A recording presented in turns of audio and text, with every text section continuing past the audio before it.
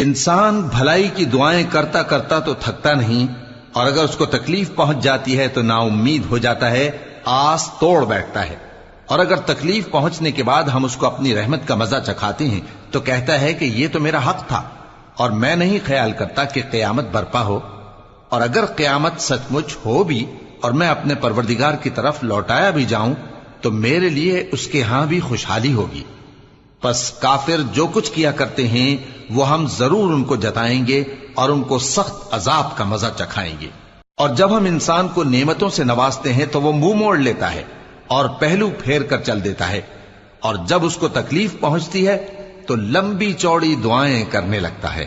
کہو کہ بھلا دیکھو تو اگر یہ قرآن اللہ کی طرف سے ہو پھر بھی تم اس سے انکار کرو تو اس سے بڑھ کر کون گمراہ ہے جو حق کی مخالفت میں دور نکل گیا ہو۔ ہم ان قریب ان کو اطراف عالم میں بھی اور